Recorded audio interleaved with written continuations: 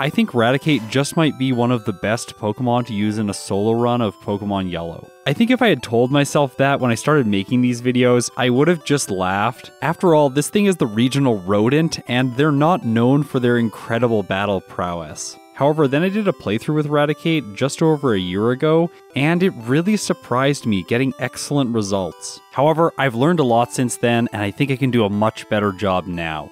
So, let's see how good Raticate actually is. For base stats, it has 55 HP, 81 attack, 60 defense, 50 special, and 97 speed, which gives it an 18.75% chance to crit. So it's a fast attacker with very little bulk and a poor special stat, which is kind of unfortunate because it has decent move type diversity. Through TMs and HMs, that is. Through level up, it does not have any diversity, it only learns normal type moves.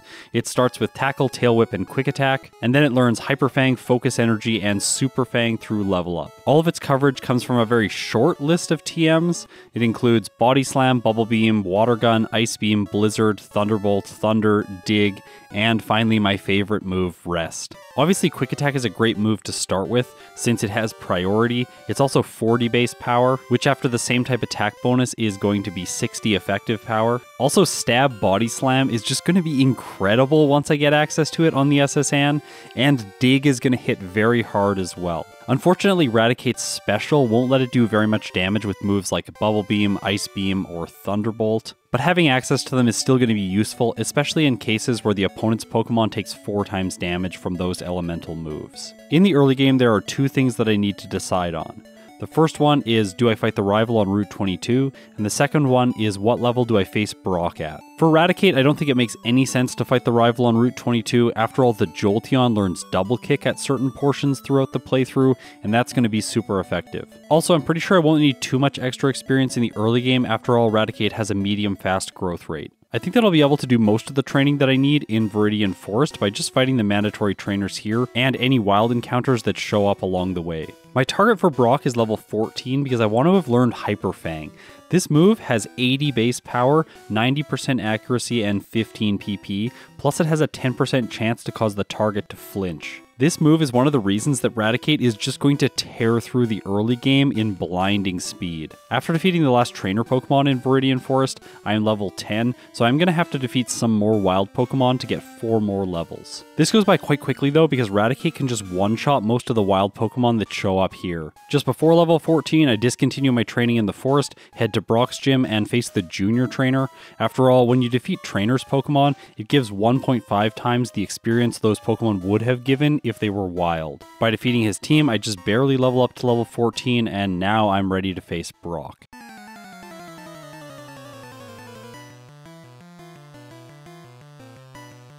He leads with Geodude. I go for Hyper Fang, get an unlucky miss. That's frustrating. Geodude tackles, doing 4 damage to me, so that's about 10% damage per turn. And then my next Hyper Fang hits, and even though it's not very effective, it does about 1/3. And yes, as a result, I am going to take the Geodude out in 3 turns.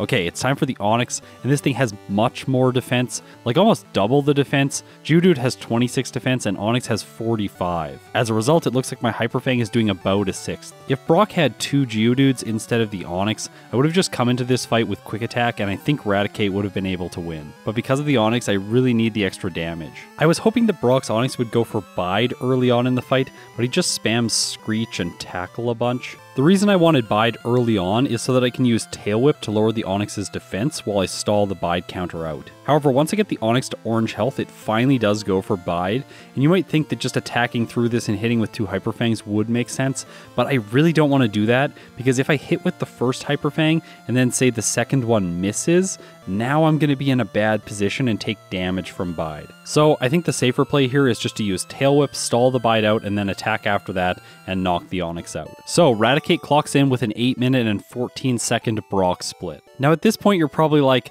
yeah Scott, this is not blindingly fast. You've had like 2-minute Brock splits before. I know, just wait. Things are really going to speed up from here. In Mount Moon, I can pick up the TM for Water Gun. This is a weak special move, however this is going to be useful against rock types. After all of them are paired with the ground type in this game, meaning this move will deal 4 times damage to them. Plus they all have low special stats. Yeah, the Rhyhorn playthrough. Remember that? Go check out that video if you haven't seen it yet. So yeah, this move is going to be really good against them. After all, Raticate's normal type moves are resisted by them. At this point, Raticate's sort of off to the races. I fight 2 optional trainers in Mount Moon. The first one being the first super nerd just before the rare candy. He has excellent experience yields. And then after that, I fight this hiker just before I go down the stairs to the basement. He's easy to defeat because I picked up Water Gun. After that, I defeat the super nerd, pick up the Dome Fossil. Of course, it's the best fossil. And then I fight Jesse and James. I didn't even heal for this fight because I was so confident. Unfortunately, Hyper Fang misses on the first turn. Ugh. At least the second one knocks the Ekans out in 1 hit. I level up to 19, 1 hit the Meowth with Hyper Fang, and all that's left is Coughing. While I don't knock it out in 1 hit, I do get a flinch, which is nice, and I finish it off with Water Gun. So I've made it all the way to Cerulean City, and there's a decision to make here. Do I want to face the rival on Nugget Bridge and potentially get stalled if the Sandshrew sets up Sand Attack? After all, I think Water Gun is going to 2-hit it. Or I could face Misty, earn the TM for Bubble Beam, and then potentially 1-hit the Sandshrew. Because of Raticate's offensive abilities and the fact that its attack stat is now badge boosted with Brock's badge, I think that fighting Misty is the right choice.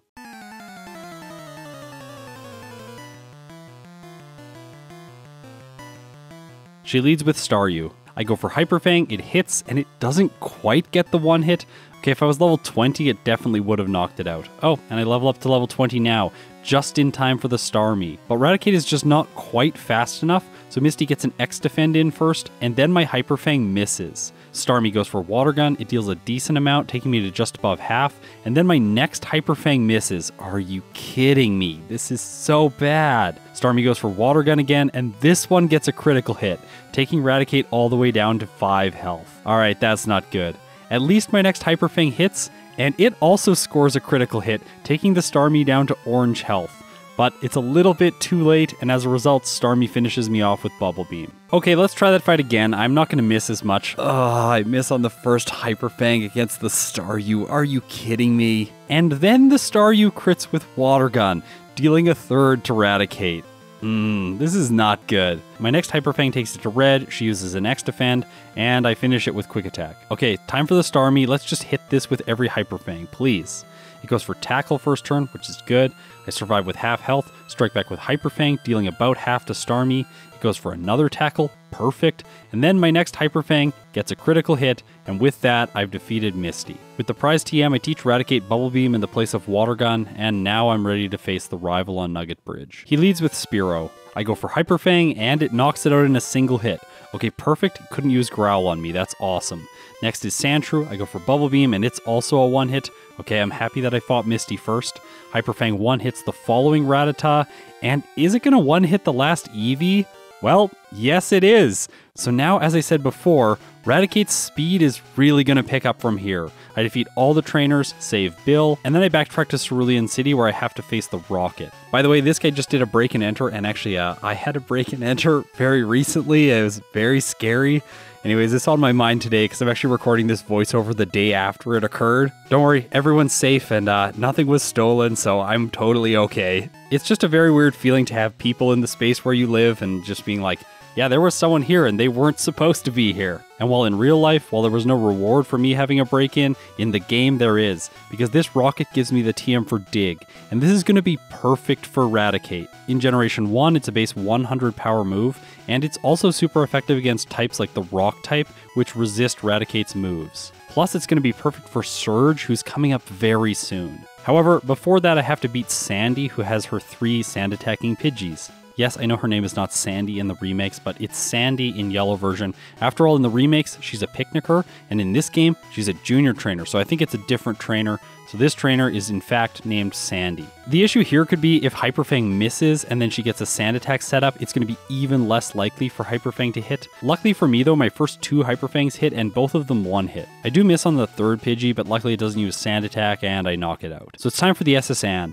Here I pick up the TM for Rest. After that, I grab the TM for Body Slam. After all, this is the perfect move for Raticate. And you'll notice here that my Hyper Fang PP is quite low, and I've done this intentionally because now I can teach Body Slam in the place of Hyper Fang by just spamming A. After all, it's in the first move slot. I want to keep Quick Attack on my moveset just because it has priority, which could be useful against Lieutenant Surge if he uses an X speed and things get scary. I grab the rare candy, and after that, I'm ready to face the rival. So check this out. Yeah, Body Slam 1 hits the Spearow, 1 hits the Rattata, Bubble Beam 1 hits the Sandshrew, and Body Slam 1 hits the Eevee. So while it had a relatively slow Brock split, and it also lost to Misty, I'm still getting to Surge before 20 minutes, which is a pretty good time. A year ago, by the way, this would have been faster than I had ever gone. Like, I was usually making it to Surge around like 20, 21 minutes, I think. So Raticate's arriving at Surge with a decent time, despite having a slowish Brock split and 1 reset on Misty. But how will the electric type, not master, something else. Anyways, how is this fight gonna go? Let's find out.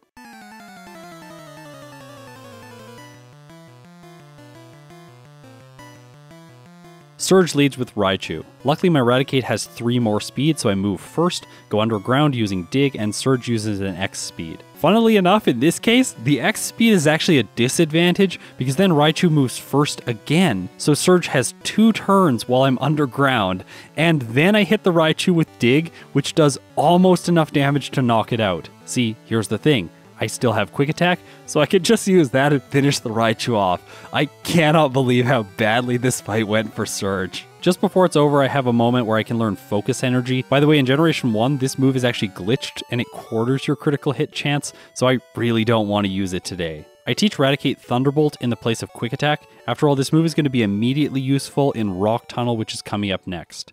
But before that, I need to defeat the Wrapping Lass. I think it's so funny right now that Raticate has 70 speed, and these Pokemon have like 18 and 22 speed. Also, Body Slam is just way too strong, and it one-hits all of her Pokemon, so no chance for her to paralyze me today. Just inside of Rock Tunnel, I have to face the first Pokemaniac. He has a Cubone and a Slowpoke. Bubble Beam almost one-shots the Cubone, like so close. It goes for Growl, which isn't actually relevant because after I knock it out with another Bubble Beam, I'm going to use Thunderbolt on the Slowpoke. And in this case, it gets the one hit perfect. Waiting for me at the end of Rock Tunnel is the self-destructing Hiker. Because I have Bubble Beam, I can one-shot all 3 of his Pokemon, and with that, Raticate's made it all the way to the mid-game. Today I'm going to explore the Rocket Hideout to collect items and the additional rare candy in here. Overall, I think that this is the better choice for most Pokemon. The only reason I don't like to do this area of the game is if the Pokemon is just so outstanding, like say it's Nidoking or it's Hypno. This gives me enough money to buy 5 vitamins in the department store, and today I'm going to go for 5 protein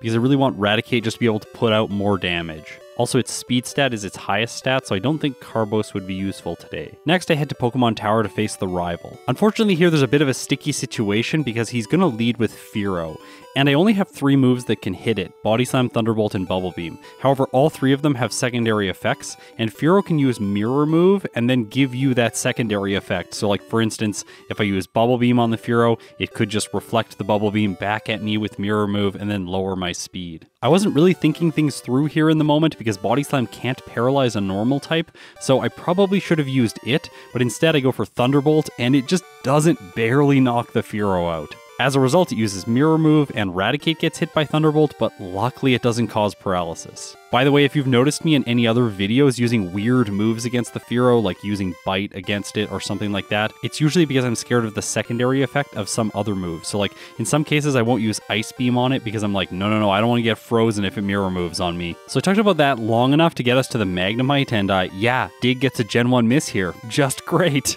Granted, it doesn't really matter because I just one-hit it when I finally attack, then Thunderbolt one-shots the Shelter because it has low special. After that, I can use Bubble Beam on the Sandshrew, which takes it out in 1 turn, and then the Eevee goes down to Body Slam, so overall an easy fight. Sometimes the Chandler can be annoying in Pokemon Tower, but today they aren't because I have Dig, I just one-shot all the Ghastly. And Jesse and James at the top of the tower are equally trivial. With the Old Man's Flute, I can dodge some bikers, grab myself some candy, and then get a PP up. After that, I head into the Safari Zone, grab the key items that I need, and now I'm ready to head back to Celadon City to face Erica. Here, I decide to face only the mandatory trainer today. Sometimes it's good to face all the trainers in this gym. After all, moves like Dig, Body Slam, Ice Beam are all quite good against the grass types here. However, today, Raticate really needs to make up for its slow Brock time. So let's face Erica as soon as possible.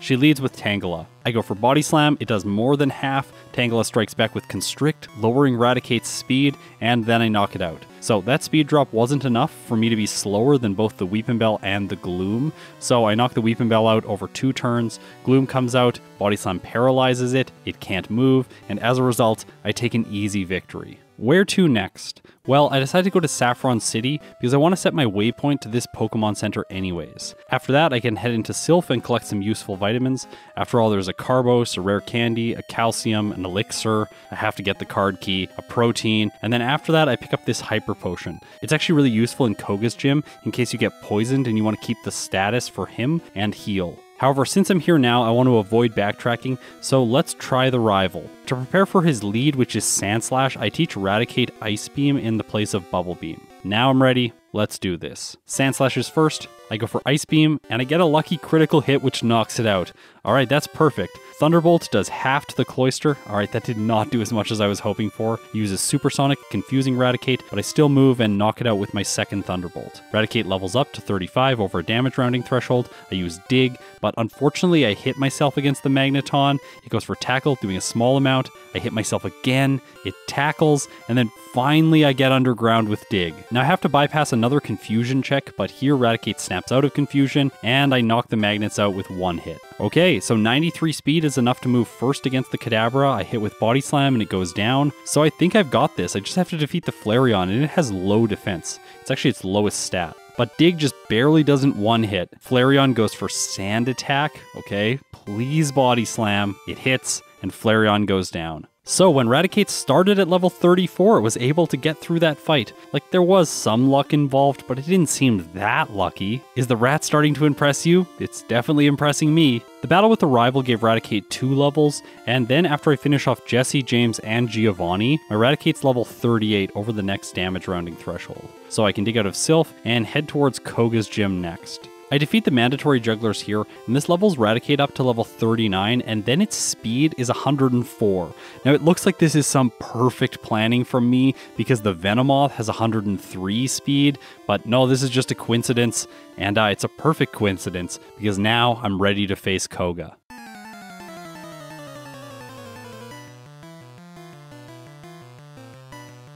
He leads with Venonat, and I was really hoping that I would one-hit with Body Slam, but I only take it to orange health, so that's not good.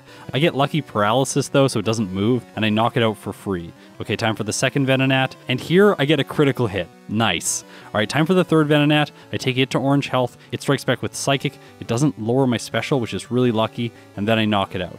Alright, time for the Venomoth. I go for Body Slam, it does about a third. The Venomoth tries to set up double team, but my next Body Slam hits anyways, taking it to red. And then the fighting type strangely uses Psychic, but Raticate holds on, and I knock it out with my third Body Slam. There are 2 choices of destination now. I can either fight Sabrina, or I can head to Blaine's gym, and obviously Blaine is the better choice. I have Dig, which is super effective, and my Raticate is already going to outspeed all of his Pokemon with its current 119 speed. I would be moving first against Sabrina's Abra and Kadabra, but not against the Alakazam, and with 67 special, I just don't want to risk that yet.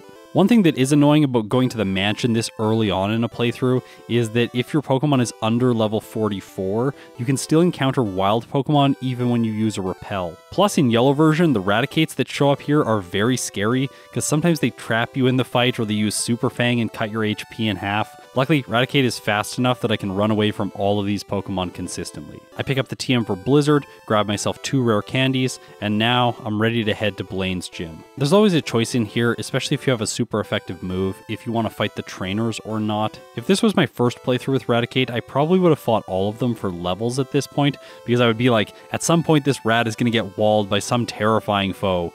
But right now, I have a little bit more knowledge than that, and I know that Raticate is not going to need this training. So I skip all the trainers and head straight for Blaine.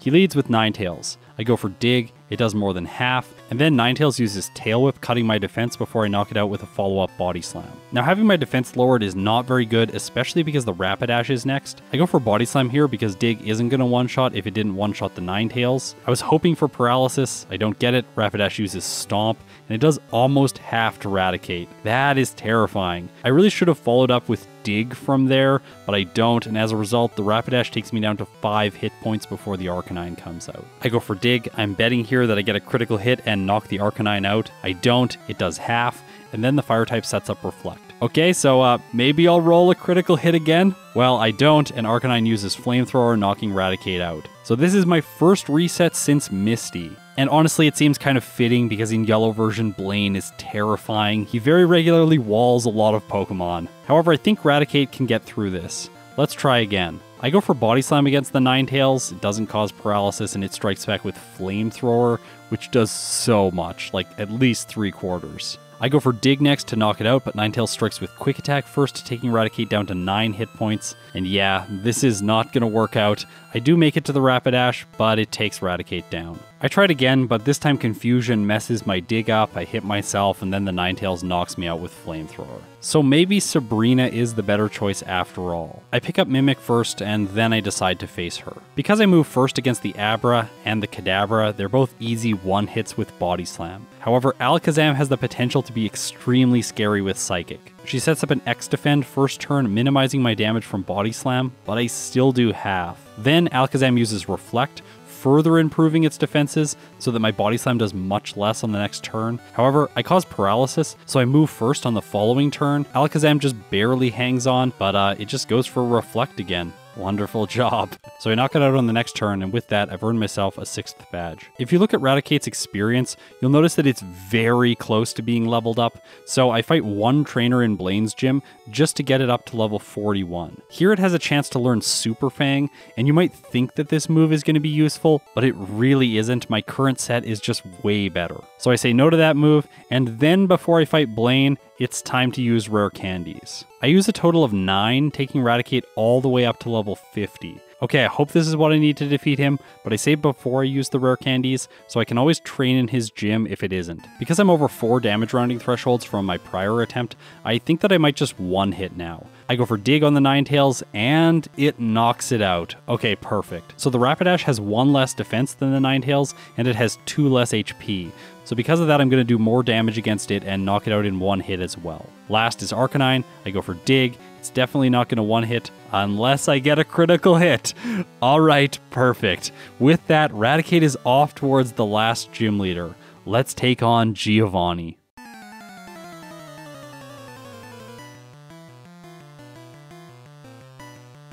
Raticate has a ridiculous speed stat now, so I'm going to move first against all the fast Pokemon here. I get a critical hit on the Dugtrio and knock it out with Body Slam in 1 turn. That's perfect. Like, the Persian is probably going to survive here because you can usually never hit it with super effective damage. So I like to roll for a status condition if I'm going to 2-hit it.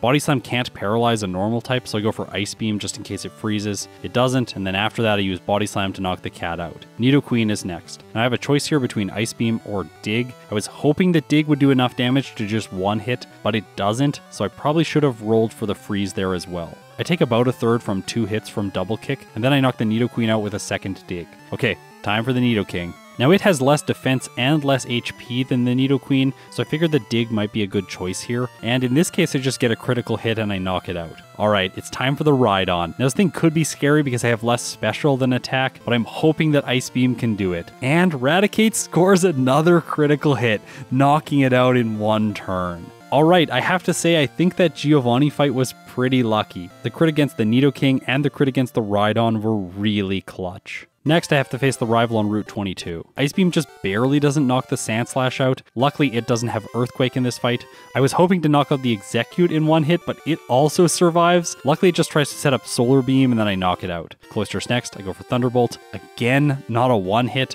It uses Withdraw, and then I knock it out on the next turn.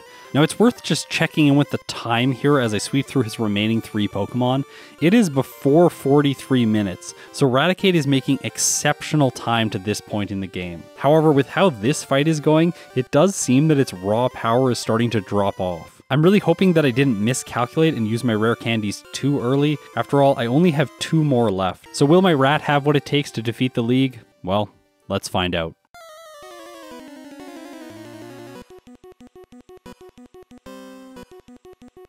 Lorelai's first, and today I'm not going to try to use my typical strategy of mimicking Amnesia. Let's see if Raticate can just sweep using Thunderbolt. I take the Dugong down, sustaining only about a quarter of damage, and then I go on to the Cloyster. Here, Thunderbolt doesn't knock it out, it strikes back with a huge Ice Beam, taking Raticate to orange, and then I knock it out. Okay, time for the Slowbro. I go for Body Slam just in case it paralyzes. Slowbro sets up Amnesia, and then I decide it probably doesn't make sense to use a special move after that, so I use 2 more Body Slams and knock it out. Alright, time for the Jinx. I outspeed, hit with Stab, Body Slam, and this frail Psychic type just doesn't hold up. So all that's left is Lapras. I go for a super effective Thunderbolt, but it does pitiful damage, like only a third, and Lapras strikes back with Hydro Pump, knocking Raticate out. So I think the Mimic strategy is the best way to go about this fight. That means I have to give up one of my moves, and here I want to mention something that can be done with all Pokemon that learn both Ice Beam and Blizzard. Since Blizzard has 90% accuracy in Generation 1, you can unlearn Ice Beam for Lorelei, after all it's not useful at all here, and teach Mimic in its place. Then this flexible and powerful move can be used throughout the rest of the league. For the following trainer, you can steal Dig from his Onix, and then at Agatha you can steal Substitute. For Lance, you can steal Ice Beam if you need Mimic for the champion, or you can replace Mimic before Lance with Blizzard and then one-shot his dragons with that move.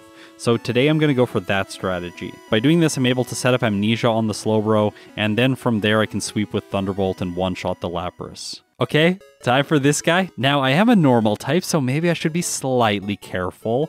Dig 2-shots the Onix, and then Body Slam 2-shots the Hitmonchan. So I'm not one-hitting things here, and the Hitmonlee does have high jump kick. And Body Slam doesn't knock it out. Yeah, but then he just uses an X-Defense, so whatever. I knock the Onix out with 2 more digs, taking a little bit of damage from Earthquake. Yes, in Generation 1, Earthquake does not hit your Pokemon if you're underground. And then he just uses an X-Defend on the final Machamp, so I knock it out. A very easy fight when type effectiveness would have suggested otherwise. Now Agatha's next, and theoretically she sort of has a type advantage over Raticate. After all, ghost types are not supposed to be hit by normal moves, but here I have Dig, and it's really good against all of her Pokemon. Well, except the Golbat. I use Thunderbolt to knock the Golbat out, and then Dig to knock everything out. And I sweep to a first attempt victory against her. So it's time for Lance, and as I mentioned before, I'm going to teach Blizzard in the place of Mimic. Then I can use Thunderbolt to one-shot the Gyarados, and after that I have Blizzard for all the dragons. Unfortunately though, in this case, I'm at level 57, and I just barely don't one-hit the first Dragonair. If I was 58, I would have one-hit that with damage rounding. At least I roll better damage on the next Dragonair and knock it out right away. Time for the Aerodactyl. It's probably going to survive. It does, but I freeze it, so I can just knock it out with another Blizzard and then a final Thunderbolt. Okay, it's time for the Dragonite. I move first, hit Blizzard, and it doesn't knock it out, even though it did 4 times damage. Because of that, Dragonite strikes back with a Hyper Beam and finishes Raticate off, giving it its 6th reset. Oh come on, I really wanted to clock in under 50 minutes and prove how awesome this rat is. Also, it's super painful because if I want to level up to 58 to be over the next damage rounding threshold, I have to give up so much experience. Look at how little this rare candy gives me, like, I hate that. Anyways, I think it's going to be worth it. Oh, apparently the Gyarados went down last time because I got a critical hit, so this time it hits a massive Hydro Pump and takes Raticate to orange health right away. Okay, but all is not lost. I'm likely going to one-hit both the Dragon... No, I don't. Of course I don't. Well, at least I freeze the first one, so that's good. I knock it out with a follow-up Blizzard, and then I miss Blizzard on the next Dragonair. Are you kidding me? It goes for Hyper Beam, but it misses. Okay, perfect. My next hit knocks it out with a lucky critical hit, and now it's time for the Aerodactyl, but it's gonna survive. However, Lance uses a Hyper Potion. I roll for Blizzard again. This is bad, and my PP's getting low. But then when Aerodactyl attacks, it only uses Swift, and Raticate survives with red health. I knock it out and move on to Lance's ace. Okay, please Blizzard, do it this time. And I get a lucky critical hit, knocking Dragonite out. Alright, I think I need a better solution for that fight with my follow-up playthrough.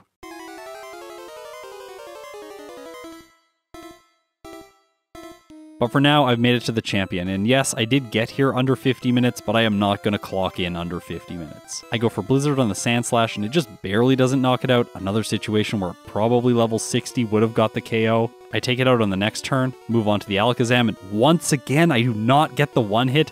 At least I get a paralysis, it doesn't attack, and I finish it off. It's getting really old. Okay, it's time for the Executor. This thing can be really annoying with Hypnosis. Luckily today it misses. Yes, it deserves to miss if you're using a move like Hypnosis.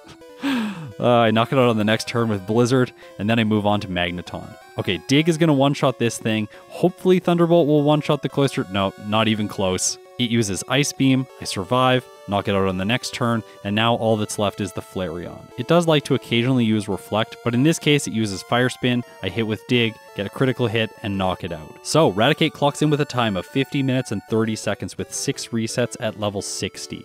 This took 3 hours and 10 minutes of game time. Right now this time is faster than Pokemon like Clefable, Lickitung, and Gyarados. It's slower than both Hypno and Poliwrath, and that puts it at this weird position between the S and A tier. Because it didn't get the sub 50 minute time, I don't feel good putting it in the S tier. The S tier feels like it should be Pokemon that are all sub 50. However, I'm going to do another playthrough, and maybe with a little bit of refinement, Raticate can just squeeze into the S tier. So in what ways could I improve Raticate's playthrough to get a better time with it?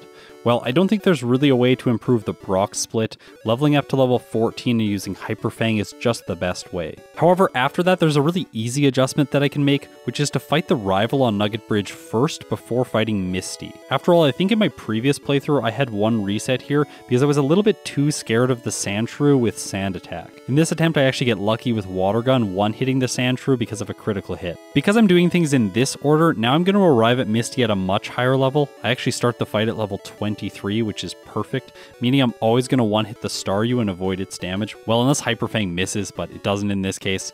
And then the following Starmie is going to be a 2-hit. So I actually finished Misty off without taking a single hit point of damage. Like, it was very good. Of course, Surge is next. What should I say about him? I don't know, he's really bad. Like, I don't even heal for this fight. Why would I? I just critical hit with Dig and knock the Raichu out in one hit. Now in the department store, I make a big change because I'm going to get Calcium instead of Protein. These are going to help with my damage ranges for Pokemon like the Execute, the Cloyster, and all of Lance's Pokemon. After all, being able to one-hit those Pokemon has the potential to save me time by preventing resets. Whereas with Protein, I would probably already one-hit the Pokemon, or Body Slam and Dig are going to two-hit anyways. It seems a bit weird feeding a Pokemon vitamins for the stat that is their worst stat, but in this case, that's what I've got to do. Now, I ran damage ranges on the rival in Pokemon Tower, and here it is safe to just go for Ice Beam first turn against the Fearow. After that, the rest of his team is an easy sweep. You'll notice here that I actually have Ice Beam for this fight, whereas I held off on teaching it longer in the previous playthrough. I held on to Bubble Beam, which didn't really make sense. Cycling Road is next, and here I have to do the Van Man special, which is to fight this biker. By the way, I'm giving this trainer that name because Van Man really likes to fight him for extra experience. After all, he has a team of 5, so it's pretty efficient. And the reason that fighting him is important is that then, if I fight every trainer in Erica's gym for levels, I am exactly level 36 before I fight her. Now, things against her are a bit risky. Body Slam has the best damage ranges here, despite Ice Beam being super effective. And things are risky because the Weepin' Bell uses Sleep Powder and Raticate stays asleep, takes so much damage, but I just squeeze through the following Gloom after it hits an Acid. Next is Sylph, and in here I'm going to fight 3 additional trainers, so a total of 5 trainers before the rival. You might think at this point that this Raticate playthrough is obviously going to be slower because I'm fighting so many more trainers, but that really isn't how things work. Fighting additional trainers and earning experience earlier on prevents resets and saves time in that way, but it also saves time because you'll be a higher level and have better damage ranges. That means more 1 hits instead of 2 hits, or 2 hits instead of 3 hits. The earlier on you do this training in the playthrough, it actually means the more damage ranges are improved throughout the entire playthrough. Sort of like investing, like you invest early on and then everything compounds and it just like becomes this overwhelming system later on. It reminds me of my days playing real-time strategy and just like expanding right away and just getting so much money by the time the opponent scouts me. All this training brings Raticate to level 38 over a damage rounding threshold before it faces the rival. Now when I route most of my playthroughs, there's always one fight that just feels kind of like a compromise. It would be easier if I used rare candies for it, but if I did, then I'd be a lower level later on and the game would get much harder. For Raticate, this is that fight. At level 38, I don't have good ranges against the Sandslash, the Cloyster, or the Magneton. Because of that, I take damage, and then I get confused at the Magneton, and by the time I'm facing the Kadabra, I only have red health left. Then Raticate hits itself, and that's it. So this is my first reset in my second playthrough. However, the damage ranges here are good enough that without bad luck from confusion like that, I can make it through the fight, so I defeat him on my next attempt. This levels Raticate up to level 40. Then, after Jesse James and Giovanni in Koga's gym, I'm going to fight 4 trainers in here. The 2 mandatory jugglers and the 2 tamers. They're sort of all in a nice convenient path, so you can just fight them as you walk towards Koga. By doing this, Raticate is level 43 when it's standing in front of Koga, and then I can use 7 rare candies to take it all the way up to level 50 for this fight. Now this fight isn't fully consistent because some of the Venonats can survive, like the 3rd one survives here. It's annoying, but I still win anyways. And then with Koga's speed boost, I have so much speed that I can move first against all of Sabrina's Pokemon. By the way, in Generation 1, when the AI uses an X-Defend, it replaces their Pokemon's move, so the turn order of the opponent's item is actually determined by their Pokemon's speed stat. As a result, if I can just move first against the Alakazam, she can't even use X-Defend and I knock it out in one hit. Last time, of course, I fought Blaine at level 50. This time I'm level 51. And while there is some risk here, like you can see that when the Rapidash survives my dig, it's much easier than it was last time, so I win on my first attempt. And the next fight, which is against Giovanni, is my second area of compromise. If I want to have this purely offensive moveset that I'm using throughout this playthrough, and I really want to keep Ice Beam for the next rival fight with his Execute, then I have to concede that I need a little bit of luck here. Either one of the Nidos needs to get a guard spec, or the Rhydon needs to get a guard spec, or I need to get a critical hit or a freeze with Raticate. In this case, when I knock the Nidoking out, I have got none of those things. So you can see my Raticate is very bruised. However, there are so many factors that could conspire to give me the win that in this case I get the guard spec on the Rhydon and I knock it out on my second hit. At level 53, which I wasn't last time, I'm able to get the one hits on the rival's Sandslash and the rival's Execute, which is perfect and it really makes things smoother. Also, I think the Calcium from earlier are playing into this. I do better damage to the Cloyster, but it survives, uses Clamp, doing a lot of damage. But the lucky thing for me here is that Dig and Body Slam are great against the rest of his Pokemon, so I easily take the victory. Now at this point, the time is very close between this playthrough and my previous playthrough, but that's because a few factors haven't come into play yet. First of all, I'm going to fight this cool trainer to level Raticate up to level 55, and all of this additional training has saved 4 rare candies, so I can use them on Raticate before I fight Lorelei, so that I fight her at level 59. This is 6 levels higher than I was last time. Also, I know that I need the Mimic strategy, so I defeat her on my first attempt here. The next member of the Elite Four is, of course, Agatha. I'm level 60 now against her, and she just doesn't stand a chance. Like, yeah, I have to body slam the Golbat, but whatever. Other than that, Dig just one-hits all of her Pokemon. Now, previously when I fought Lance, I was level 58, but this time I'm level 61. So that's over 1 damage rounding threshold. I get a critical hit and knock the Gyarados out, so that's helpful. But the really helpful thing is the fact that Blizzard is now going to be guaranteed to one-hit the Dragonairs. It doesn't one-hit the Aerodactyl, it strikes back with Hyper Beam, doing half, and then I knock it out with Thunderbolt, but also here it's guaranteed to one-hit the Dragonite. So I beat Lance decisively. All that's left is the champion. At level 62, I can one-shot his first 2 Pokemon, and with them out of the way, this fight gets much easier. I take the Executor out in 2 hits. I just barely don't one-hit the Magneton with Dig. It is a range, I can sometimes one-hit it. And then after that, I knock the Cloyster out with 2 hits, and finally, all that's left is Flareon. I accidentally clicked on Body Slam here, like I went the wrong way with my cursor, so I have to knock it out over 2 hits, and this took Raticate down to 14 hit points. But still, even with that mistake, I managed to do it, and the rat clocks in with a time of 48 minutes and 34 seconds, with 1 reset at level 63. This took 3 hours and 11 minutes of game time. So now to rank it, it is definitely faster than all of the Pokemon in the A tier. I just want to note here that I think Clefable can be much faster, and I really need to do another playthrough with it at some point. I strongly believe that that thing should be in the S tier. So did Raticate earn itself the last spot in the S tier? Well, it's not so simple, because its time is 3 seconds slower than Poliwrath's time. Poliwrath was 4 minutes of game time faster, and it also finished 2 levels higher. However, the complicating factor here is that Poliwrath really had to rely on Hypnosis, whereas Raticate just beat the game with like pure offensive might. Really, the only setup I did was in 2 fights against Lorelei and Agatha, and I was using Mimic. Poliwrath had 3 resets, so Raticate finished with 2 less. However, this is really hard for me to judge, just because Poliwrath was played about 5 months ago, whereas I played these Raticate playthroughs this month. So for now, I'm going to place Raticate at the very end of the S tier, just behind Poliwrath. However, I think these two might have to do a tie-breaking match in the distant future. Like, subscribe, ring the Chimeco, and comment because I gotta read them all. If you support me through Patreon or YouTube memberships, thank you so much. It means the world to me. If you've made it this far, you're incredible. I'll see you in my next video.